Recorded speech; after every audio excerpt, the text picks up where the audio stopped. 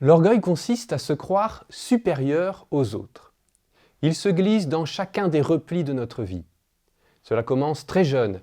On se croit le plus fort, le plus beau, le plus rapide, le plus intelligent. Puis lorsque l'on grandit, vient l'orgueil d'avoir fait les meilleures études, d'avoir le meilleur travail, la plus belle maison. Mais le pire apparaît avec l'âge, l'orgueil spirituel.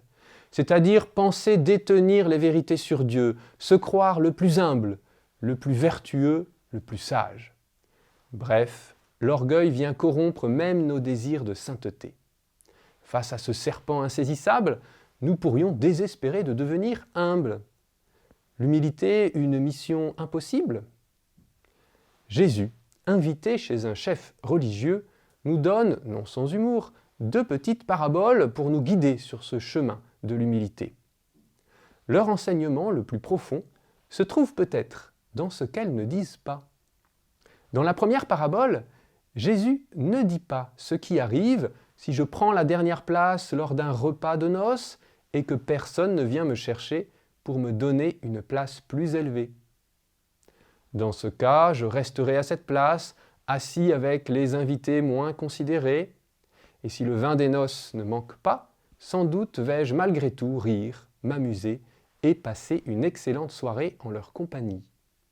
Je découvrirai alors qu'il n'est pas nécessaire d'être à la table d'honneur pour être heureux.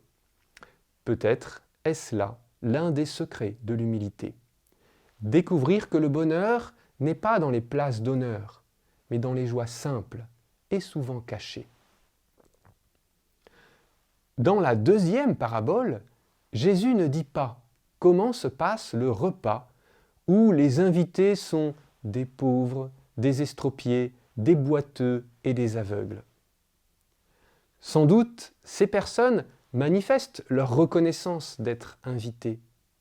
Elles expriment probablement une grande joie et ainsi, ce repas devient une formidable réussite. Chacun y ressent la joie du royaume de Dieu déjà présent. Peut-être est-ce cela le deuxième secret de l'humilité. Partager sa vie avec les plus pauvres afin de se découvrir pauvre soi-même et avec eux former cet unique peuple de Dieu pécheur, pardonné et sanctifié. Goûter au bonheur des joies simples, ouvrir son cœur, sa maison, partager son temps avec les plus pauvres, 2 voies concrètes empruntées par Jésus pour essayer de grandir en humilité.